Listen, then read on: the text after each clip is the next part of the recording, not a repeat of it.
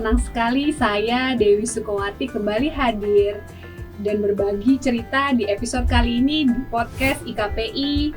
Halo Sobat Pajak, kali ini saya punya 2 rekan. Untuk episode kali ini ada adik dari UI.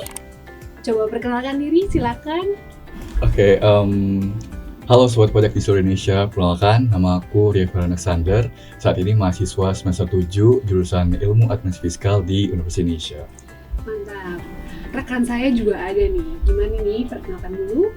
Halo Sobat Pajak di seluruh Indonesia. Kebetulan hari ini bersama aku Rian Sumarta, aku dari IKPI Cabang Jakarta Utara.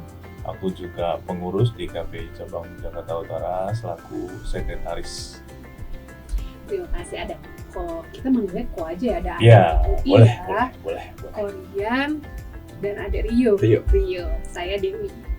Kebetulan kali ini tema kita balik lagi ke bulan Agustus kemarin ya. Ini salah satu kemenangan lomba cerdas cermat yang diselenggarakan oleh IKPI karena IKPI berulang tahun ke 60 tahun.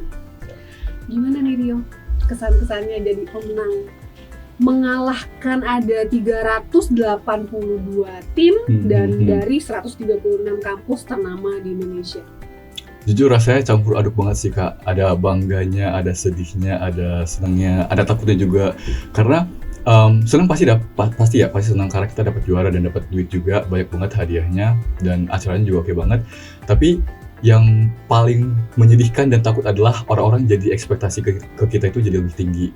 Oh ini yang juara 1 LCC IKPI, mereka pasti cerdas banget, pinter banget. Jadi kayak kayak peraturan perpajakan berjalan kita. Jadi kalau misalnya tugas, ini gimana ya cara ngerjainnya, ini gimana gitu. Jadi kayak orang-orang jadi konsult ke kita. Iya.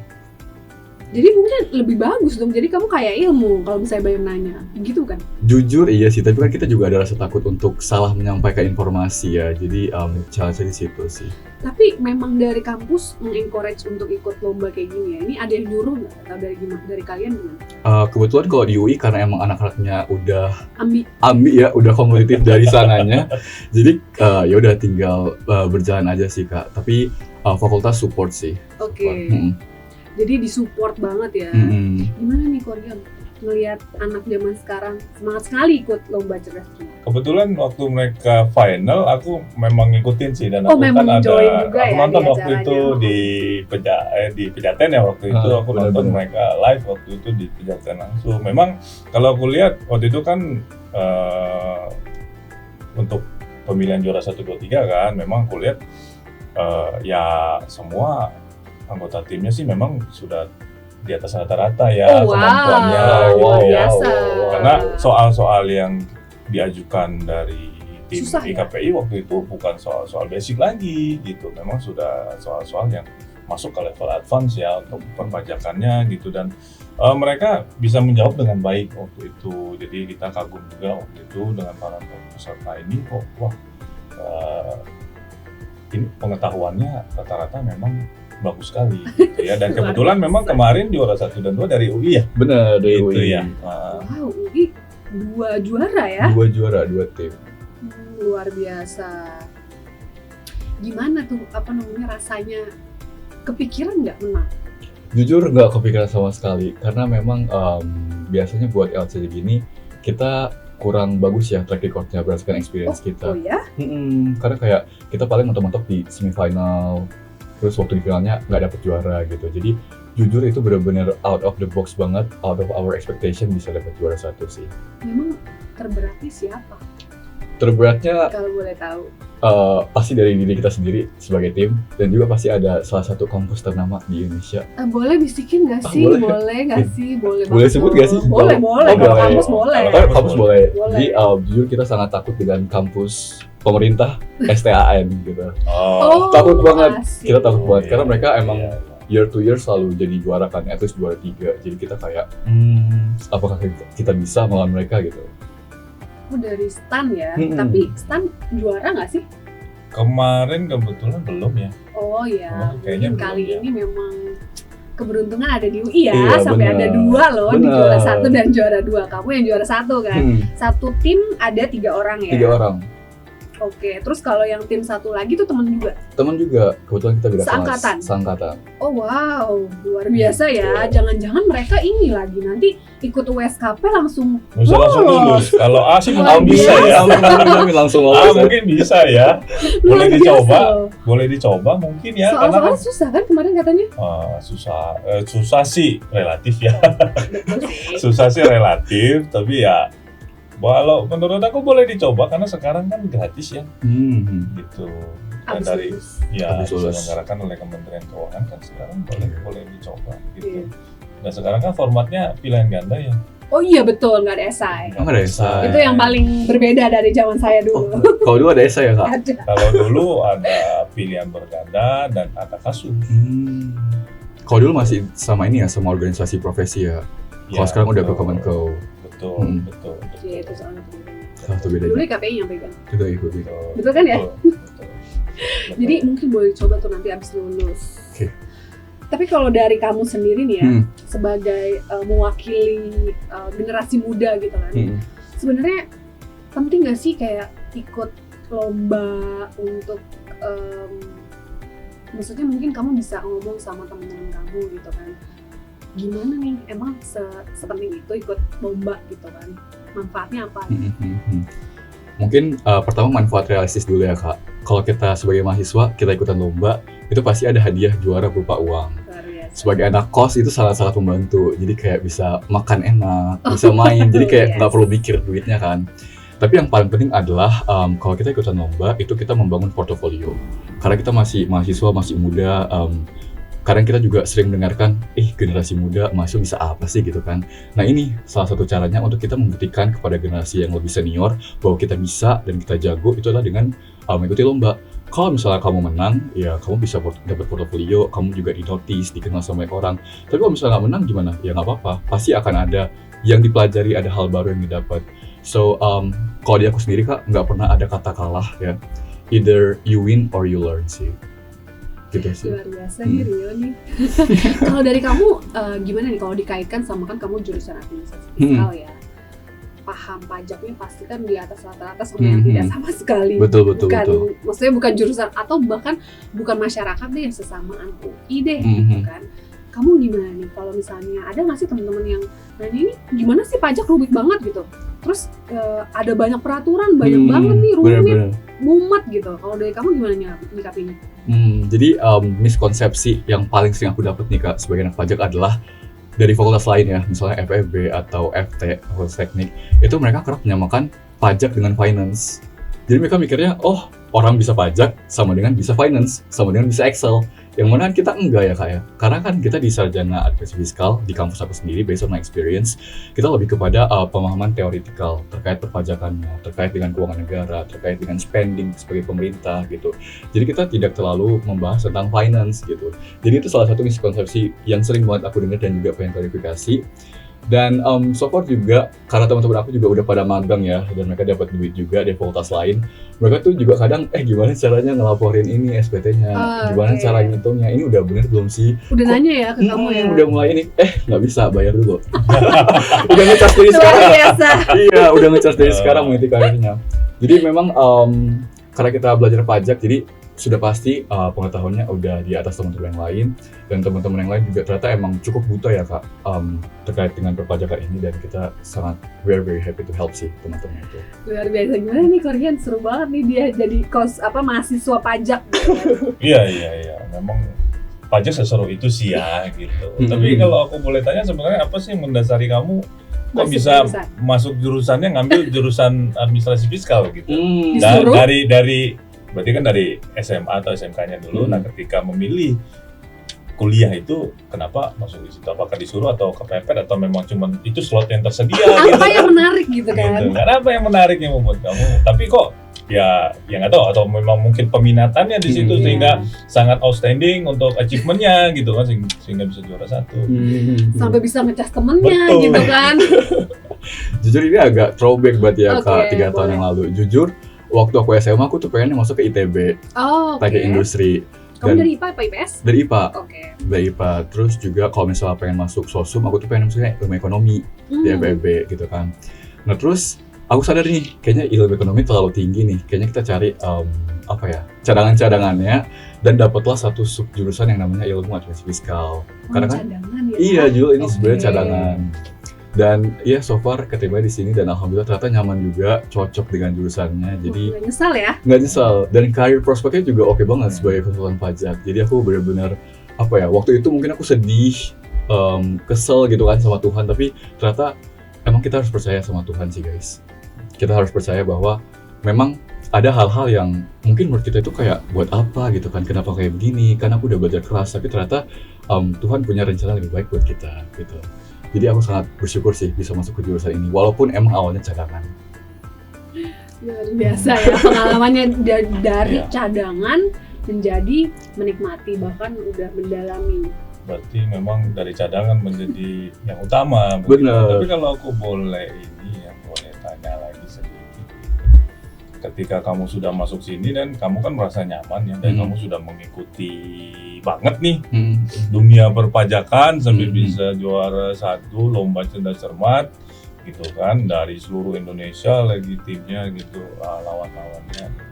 Tapi nah ini yang sering juga kadang aku tanyakan ke beberapa mungkin mahasiswa karena aku juga dosen ya gitu kan, aku juga dosen, dan kadang aku gak bisa dapat jawaban dari mahasiswa itu. Gitu.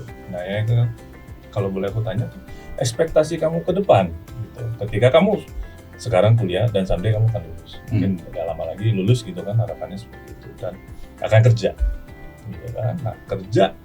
Nah ketika nanti kerja, ekspektasi kamu ke depan itu gimana sih? Kamu mau jadi apa gitu kan?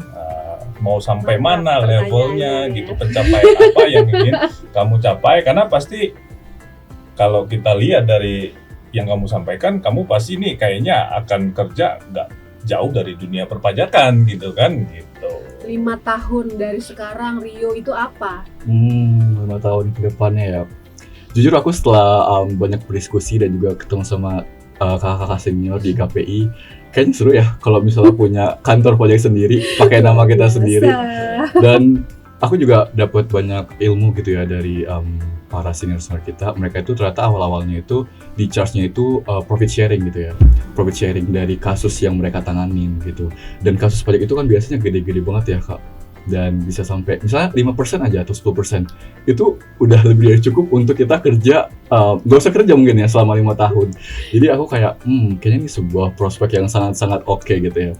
Tapi again, kita nggak tiba-tiba langsung jadi tax partner kan, nggak tiba-tiba langsung buka Rio Ferrado dan rekan gitu kan, nggak mungkin. Kita perlu meneliti juga dari bawah, dari associate, terus managers gitu.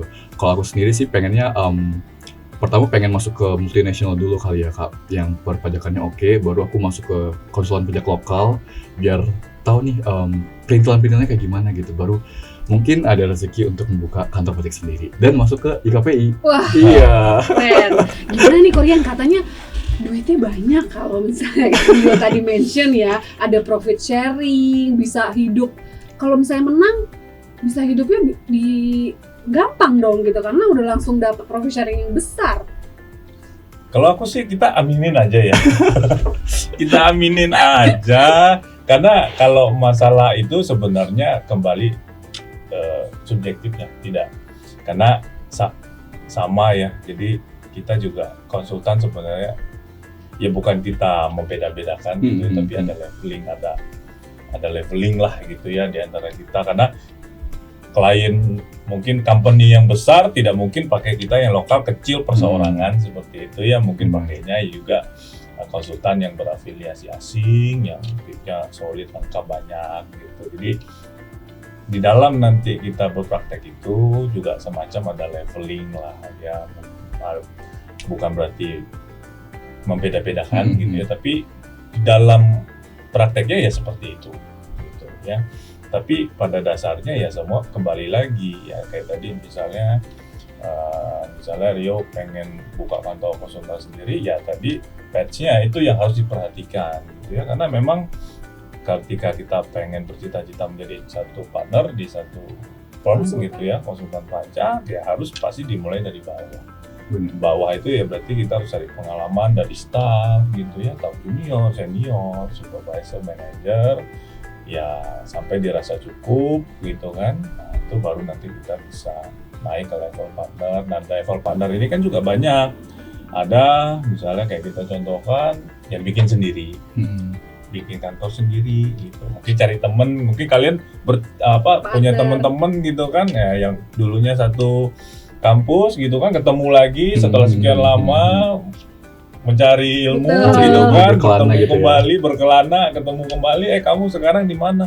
Oh, aku lagi pengen buka sendiri, aku juga lagi pengen buka sendiri, ya bisa kolaborasi gitu kan, atau bisa juga nanti partnernya itu bergabung dengan firm yang sudah eksis gitu ya, atau biasanya sih yang banyak ketika kita sudah kerja di situ, mungkin karirnya sudah dibangun di situ, mencapai satu level, dan partner lain melihat kemampuan kita cukup untuk dinaikkan ke partner, nah itu akan coba diangkat ke partner seperti itu kan. Tapi ya kalau dari aku sih ya memang harus diperkuat dari sisi experience-nya ya, karena kita bicara konsultan tes konsultan ini, konsultan pajak itu semua tuh serba pengalaman gitu. Karena kalau kita bicara aturan, itu ada di atas kertas, ada di internet, orang tinggal download, tinggal buka, dia bisa baca. Tapi pengalaman itu ya mungkin orang tidak pernah. Misalnya yang berharga itu pengalamannya. Ketika ada satu kasus, tadi kamu bilang gitu, oh kasus ini mahal ya gitu. Tapi mahal tidak mahalnya itu juga tadi dipengaruhi oleh pengalaman itu. Kalau kamu bilang, misalnya kamu ketemu satu wajib pajak gitu, oh saya lagi ada kasus kayak gini, dan kamu, oh itu saya sudah sering gitu kan, saya sudah sering jalankan, saya sudah sering bantu gitu, dan semuanya lancar gitu kan, bisa diselesaikan gitu. Nah, wajib pajaknya bisa haknya tercapai gitu kan, apa yang dia harapkan sesuai dengan hak-haknya dia bisa dapatkan gitu. Wah, pasti kamu bisa memberikan harga yang lebih premium dibanding dengan konsultan lain yang mungkin belum pernah pegang kasus itu seperti itu. Nah, ini kembali lagi ke situ. Jadi mungkin penguatannya ke sana gitu ya. Jadi memang instan itu yang harus kita hindari. Emang jam terbang ya kok ya? Ya, jam terbang itu tidak akan bisa berbohong. Benar. Sesuatu yang instan itu kan tidak baik ya. Betul. Gitu. Duh, aku selalu seneng deh Kak kalau misalnya diundang ke IKPI. Kenapa? Ada aja ilmu baru yang nggak ada di buku gitu ya. Tadi udah disampaikan ya. Jadi aku seneng banget kalau misalnya diundang ke IKPI ada acara-acara gitu. Selalu ada hal baru. Jadi gimana nih? Jadi konsultan pajak tetap menarik nggak? Pasti menarik. Bahkan ya? tadi kalau misalnya kita ngomongin tentang sekarang itu ada AI gitu ya. Menurut aku masih akan tetap menarik sih konsultan pajak ini. Oke. Jadi kamu tertarik ikut WSKP nggak? Harus dong. Kan mau jadi Abis tax lulus? consultant langsung. Kan masih fresh Kak. Masih fresh, masih ada ilmunya. Tapi tetap mau masuk ke company multinasional dulu ya? Iya, masuk ke multinasional dulu. Oke. Yang pasti apapun nanti yang kamu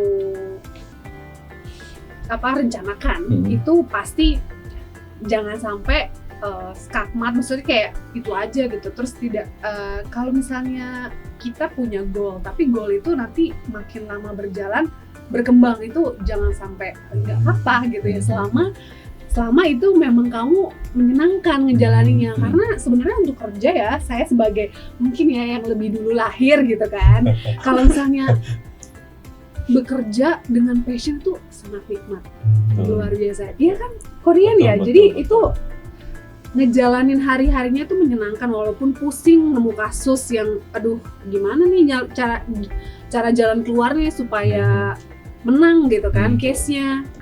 Jadi memang harus kita tahu maunya apa gitu. Jadi kalau misalnya udah bekerja sesuai passion itu menyenangkan sih. Bagi tadi Korean juga udah bilang kan, kalau misalnya kamu mungkin ada benefitnya sebagai alumni fiskal, mungkin banyak nanti teman-teman kamu yang konsultan pajak duluan gitu kan.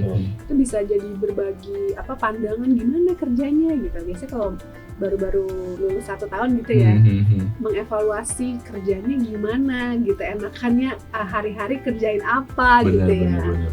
Asal tetap open minded sih, lebih enak untuk menjalaninya, untuk ngerancang ke depannya mau gimana gitu kan. Tapi kalau misalnya konsultan pajak sendiri, menurut kamu perannya gimana tuh di masyarakat ini? Karena kan kita posisi di tengah-tengah ya, fiskus sama Wajib wajib pajak, pajak. benar. Gitu. Menurut kamu gimana tuh? Menurut aku konsultan pajak itu emang kita ini ya sebagai bridge ya, main bridge antara taxpayers wajib pajak dengan DJP, yang mana masih banyak yang harus diakomodir kebutuhan wajib pajak ini, dan juga seringkali kita beda point of view gitu Kak. Kayak misalnya dari wajib pajaknya pengennya A, B, C, D, E, F, G, sementara DJP-nya pengen Z, Q, R, S, T gitu kan. Ini gimana nih cara kita nyari jalan tengahnya gitu. Bahkan ada prinsip ketakutan gitu Kak kalau di wajib pajak. Takut menghubungi DJP, takut diiniin. Makanya di situ kita perannya bukan hanya memberikan edukasi dan juga penjelasan teknis kepada wajib pajak, tapi juga memberikan ketenangan, kenyamanan. Oh, don't worry, be happy, ada kita sebagai konsultan pajak. Luar biasa. Iya. Udah cocok kayaknya ya. Cocok ya. Aku lihat kayaknya udah cocok ya. Boleh loh nanti abis ini konsultasi karir sama Korea. Sama Kayak Korea. gimana sebaiknya gitu supaya nggak salah Betul. jalan gitu kan. Yang penting Bener. pengennya apa ujungnya, sebaiknya plus minusnya apa kalau ke kanan atau ke kiri kayak gitu. Luar biasa ya zaman sekarang, anak zaman sekarang nih. Korean gimana udah zaman kuliah udah tahu mau jadi apa? Nggak kayak apakah kayak Rio juga? Aku dulu meraba-raba sih. Nggak sesuai tahu. Meraba-raba tapi rabanya sampai sini. Oke. Sampai KPI gitu Berarti kan. trial error ya? Ya. Rabanya. Dulu kalau dalam dunia kerja, kalau ini aku ya, kalau aku itu kita penting kalau menurut aku kita perlu mencari sosok yang bisa jadi mentor. Betul. Gitu. Orang yang kita anggap sukses. Ya, orang yang kita anggap sukses, yang bisa berbagi ilmu tapi gitu. Nah, biasanya itu akan lebih helpful gitu. Jadi kadang-kadang namanya kerja itu tidak melulu enak. Kadang kita pasti ada mumetnya. Apalagi di pajak kalau Januari, Februari, Maret, April itu ada istilah namanya senggol bacok. Apa tuh kok? Senggol bacok tuh kok? Ya kalau lagi Januari, Februari, Maret, April jangan ganggu. Tahunan. Itu lagi deadline-nya tutup laporan keuangan, persiapan SPT orang pribadi dan SPT PPh badan. Gitu kan. Nah, itu tensi teman-teman kalau di konsultan lagi tinggi itu. Kalau diajak ngopi juga 10 teman ajak ngopi, konsultan nggak akan ada yang bisa ngopi di saat-saat itu gitu. Kalau konsultan bisa ngopi di situ antara kliennya dikit atau memang timnya sudah sangat solid. Oh gitu. Dua itu saja. Memang nggak ada klien atau kliennya dikit atau memang timnya sudah sangat solid gitu kan. Nggak, istilahnya seperti itu, bukan kita mendiskreditkan gitu ya. Tapi seperti itu gitu. Nah, itu kadang-kadang perlunya mentor karena kadang-kadang kita tuh namanya hidup ya sebenarnya bukan hanya dalam hal pajak gitu. Mungkin dalam hal percintaan juga sama, dalam hal pekerjaan gitu kan. Nah, kamu mungkin juga masalah kuliah kan ada namanya dosen PA ya, pembimbing akademik gitu kan, bisa masuk gitu kan. Nah, sama. Jadi kita juga dunia kerja itu butuh ada orang yang kita anggap mentor gitu, yang bisa kita ajak sharing karena ketika kita menghadapi satu kebutuhan ya ada orang yang kita bisa ajak untuk berbagi pikiran gitu mungkin, dan dia bisa memberikan satu pencerahan kepada kita bagaimana untuk menyelesaikan gitu, karena mungkin dia lebih senior, sudah lebih berpengalaman seperti itu. Luar biasa, bener banget tuh. Jadi butuh mentor. Benar. Apakah kamu mau meng-hire Korean jadi mentor kamu? Boleh juga tuh nanti. Oh, yang meng-hire ya. Nggak usah aku membayar. Hire itu kan belum tentu membayar. Oh gitu. Jadi tergantung kesepakatannya seperti apa gitu tergantung nanti. perjanjian ya. Oke. Iya, benar. Ya kalau kita sih kebetulan kalau memang kita seneng ya, kalau apalagi kalau aku kan ilmu. Iya banyak, aku juga kan banyak teman-teman dosen ya. Kalau aku lihat ya banyak juga mereka tuh rata-rata nggak ini ya pelit ilmu gitu ya, rajin banget sharing gitu segala macam gitu. Dan kita di KPI banyak sekali sih teman-teman yang senior yang suka banget berbagi gitu. Nah itu nanti kalau memang kamu ya kita doakan bisa nanti cepat menyandang gelar bersertifikat konsultan pajak dan Aduh, bergabung dengan kita gitu Amin, ya. amin, amin. Jadi Luar kan nanti BKP-nya. ya, jadi malah mungkin nanti bisa menggandeng kita sebagai partner gitu Oh, kan. luar biasa. Amin. Ditunggu ya. Diaminin ya. Amin, amin, ditunggu ya tanggal mainnya, Kak. Iya, karena ya itu tadi ya, kalau kamu juga mau buat partner itu pilihannya sangat banyak, luas gitu. Benar. Bukan hanya teman-teman kamu gitu. Nanti kan kamu akan ya kan sudah kerja segala macam ya, kolega-koleganya kan banyak, kenal banyak, kita udah masuk ke dalam satu organisasi, di situ anggota banyak, berkenalan gitu. Terus ya ini kadang-kadang karena bagaimanapun kita konsultan pajak itu tidak ada yang namanya kompetitor. Kita konsultan pajak itu semua adalah rekan. Ya, kenapa? Karena kadang-kadang kita itu tidak semua bisa kita kerjakan sendiri. Pajak itu sangat luas. Ya, kita bicara misalnya ada service gitu ya, misalnya ada compliance, ya kepatuhan gitu kan, ada transfer pricing, ada dispute, litigasi gitu. Nah, mungkin kalau kita konsultannya belum lama gitu, tapi ada project nih gitu. Masa nggak mau kamu garap gitu kan? Ada teman kamu yang sering turun litigasi gitu. Mau nggak collab? Bagi dua ya. Nah dari situ kamu juga belajar, gitu kan? Sambil kamu collab, sambil kamu ambil ilmunya kan. Bener. Kalau litigasi itu kayak gini nih, harus bikin kayak gini gitu.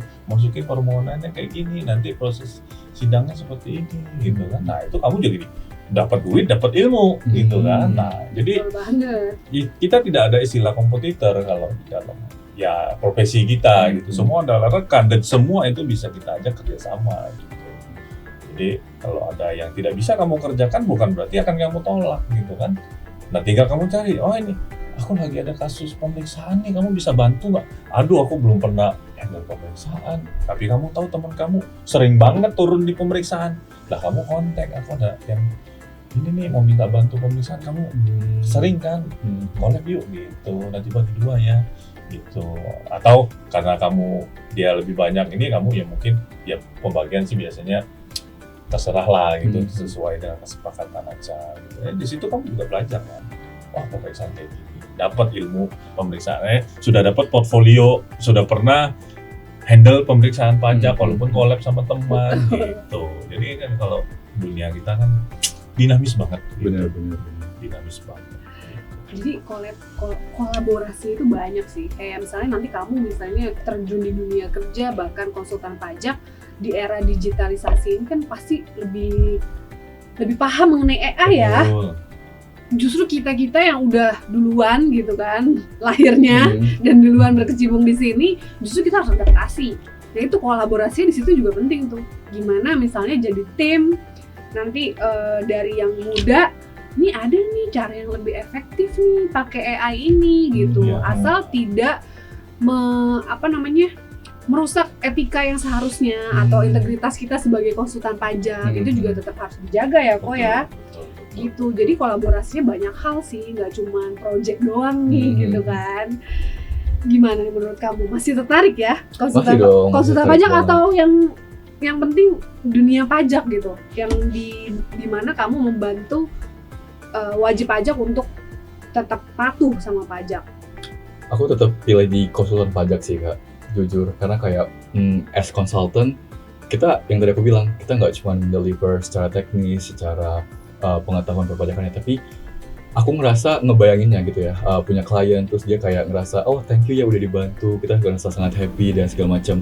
Karena at the end of the day bisnis kita itu, bisnis jasa ini adalah bisnis trust gitu ya Kak ya. Jadi aku merasa sangat-sangat puas dan sangat senang kalau misalnya one day aku dapat klien dan dia merasa terbantu di perusahaannya atau di apapun itu yang terkait perpajakannya. Luar biasa. Tidak terbayarkan sih. Luar biasa ya generasi zaman sekarang ya kok ya. Tapi kalau aku boleh tanya ya, karena kamu kan boleh dibilang generasinya muda yang generasi sekarang gitu ya, pengen aku kalau boleh tahu ya mungkin kamu dan ya teman-teman kamu gitu ya, nah pandangannya terhadap pajak ya, mungkin kalau kamu kan paham karena kamu tiap hari mungkin Jurusan di administrasi hari fiskal. bayar pajak. kuliah terkait dengan pajak. Uh-huh. Tapi kan banyak teman-teman kamu yang tidak kuliah perpajakan gitu, ada yang Mhm. kuliah seni segala macam Betul. gitu kan. Tapi yang pengen kita coba elaborasi adalah kira-kira pandangan anak muda sekarang itu terhadap pajak saat ini Gimana? gimana I sih? see. Karena ya memang mahasiswa belum bayar pajak ya, yang bayar tapi yang belum kayak inilah ya Belum gitu. semua lah. Belum semua lah gitu ada bayar. Tapi pandangan mereka itu terhadap pajak ini gimana sih gitu sebenarnya? Karena kalau kita telusuri gitu kan, pajak itu tulang punggung negara Benar. gitu ya. Dia struktur utama penyangga penerimaan negara, porsinya paling gede di APBN gitu. Benar. Kalau kita kembali ke ini ya APBN. Tapi kalau dari generasi muda mahasiswa ini pandangannya gimana sih? Maksudnya penting nggak sih gitu? Seberapa penting kita mendukung gitu? Benar. Karena banyak juga kalau kita lihat medsos nih terutama ya, karena kebebasan berekspresi gitu ya, ada yang sempat misalnya kayak nggak mau bayar pajak lah gitu kan, mungkin karena ini itu segala macam gitu kan gitu. Tapi kalau pandangannya gimana? Oke, mungkin agak bias gitu ya Kak, karena aku mahasiswa pajak, tapi aku juga kebetulan sering ngobrol sama teman-teman aku yang non pajak, and I think challenge terbesarnya itu adalah dua gitu ya. Pertama adalah tidak adil. Masih banyak masyarakat yang menganggap bahwa pajak itu tidak adil.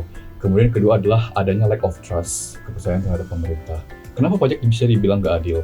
Karena banyak orang menilai bahwa pajak itu lebih ramah kepada orang kaya dan orang super kaya ketimbang rakyat biasa gitu. Kayak kemarin sempat ada tuh tax amnesty sampai berjilid-jilid. Jadi masyarakat yang quote unquote biasa ini ngerasa bahwa loh, kok yang kaya-kaya ini dikasih kenyamanan, dikasih fasilitas, sementara kami yang rakyat biasa nggak diapa-apain, malah dikejar-kejar terus gitu loh. Dan juga mereka ngerasa aneh kayak kenapa orang-orang pajak ini mengejar orang-orang yang udah taat gitu loh. Udah taat, kenapa dikejar-kejar terus? Kenapa yang nggak dikejar itu yang belum taat gitu loh. Jadi itu pertama. Kemudian kedua adalah lack of trust. Menurut aku at this point generasi muda sebenarnya udah paham tentang konsep pajak dan pajak itu akan dibelanjakan gimana dan akan dikembalikan dalam bentuk sarana dan juga fasilitas publik. Cuman memang mereka masih, bener nggak ya uang pajak aku nih dipakai untuk sebagaimana mestinya gitu. Jadi itu sih yang emang PR yang harus kita benahi bersama, bahwa pajak itu sebenarnya adil. Dan yang kedua adalah bagaimana kita meyakinkan masyarakat bahwa uang pajak yang mereka bayarkan itu memang digunakan sebaik-baiknya untuk kita juga gitu. Itu sih dari pandangan anak mudanya. Itu salah satu bentuk yang harus kolaborasi ya, antara Fiskus nih sama konsultan pajak, yang dimana kita bisa berposisi melihat POV-nya wajib pajak dan melihat POV-nya Fiskus. Itu salah satu kolaborasi untuk mengklarifikasi apa yang belum terklarifikasi. Betul kan? Gimana kok menurut kok kalian? Ya, kalau tadi yang disampaikan Rio sih mungkin sudah, ya mungkin itu dinamika di dalam ini ya. Anak muda sekarang, mungkin kalau itu bukan hanya anak muda ya, mungkin yang sudah menjadi wajib pajak pun gitu kan, ya itu menjadi satu PR sebenarnya, karena memang ya terkait itu memang ya karena tadi ya ada gap pemahaman ya gitu, karena ya tadi seperti dia bilang ada masyarakat yang merasa tidak adil. Betul. Karena adil itu seperti apa gitu. Nah, itu yang harus kita pahami didefinisikan dulu gitu ya. Kan, bahwa yang kita pahami bahwa kan yang namanya pajak itu kan harus dipungut berdasarkan undang-undang gitu kan. Nah, kalau kita bicara keadilan gitu kan, adil itu gimana cara melihat adil? Karena adil itu bukan berarti 50-50. Yang namanya adil itu bukan 50-50 atau setengah itu 50-50 itu bukan berarti ya itu bukan berarti seperti itu gitu kan gitu.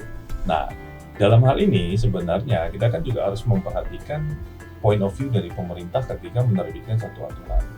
Ketika satu masyarakat bilang aturan ini tidak adil, nah itu harus dilihat. Masyarakat melihat tidak adil itu ketika aturan itu langsung ditembakkan ke dia. Tapi pemerintah itu ketika membuat satu aturan dan menerbitkan satu aturan, itu mereka menggunakan helicopter view gitu, 360. Jadi yang mereka lihat itu semua, jadi seluruh lapisan masyarakat, terus dari Sabang sampai Merauke, gitu kan. Nah tapi kan kalau kita wah ini merugikan saya.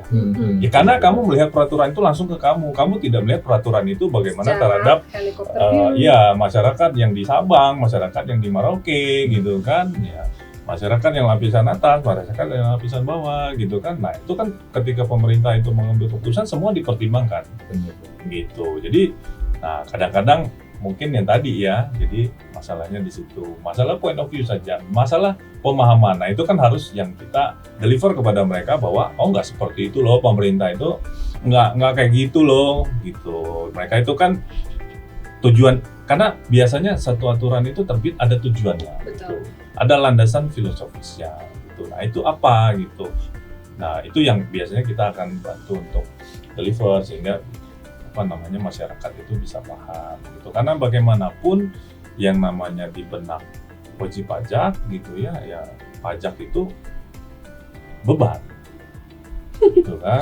Beban gitu, karena memang manfaatnya tidak langsung dirasakan gitu. Jadi mereka aduh ini buat apa ya gitu, kok aku nggak merasakan ya gitu. Tapi kan ya bukan berarti kita karena gitu harus jadi nggak bayar pajak gitu kan, karena memang negara kita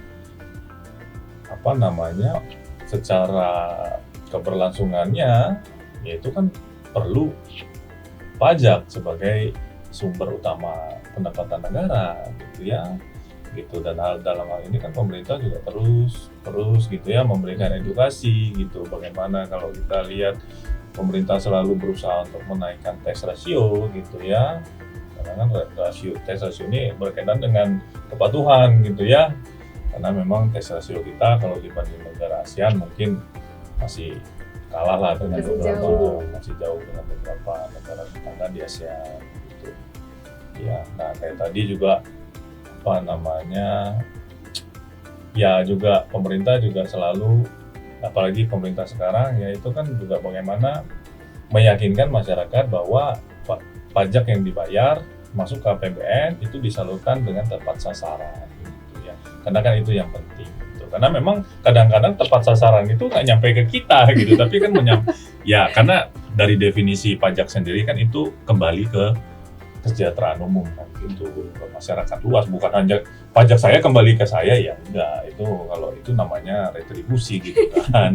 Ya saya bayar untuk saya gitu ya, itu bukan pajak, tapi yang lain. Tapi kalau pajak kita bicara secara luas gitu ya, jadi dampak secara luas gitu. Luar biasa nih, seru banget ngobrol kita kali ini ya. Sayang sekali nih kita udah di penghujung episode kali ini, dan semoga sedikit banyak yang hari ini kita bahas ya bisa menginspirasi teman-teman sobat pajak di Indonesia, bahwa ada sedikit kontribusi lah di dunia perpajakan yang bisa dimulai dari hal kecil kayak obrolan kali ini. Dan jangan lupa untuk tetap semangat belajar dan tetap mempunyai niat yang baik untuk berbuat sesuatu kepada negara kita. Saya Dewi Sukowati pamit undur diri dan selamat pagi, Sampai siang, jumpa. malam. Terima kasih.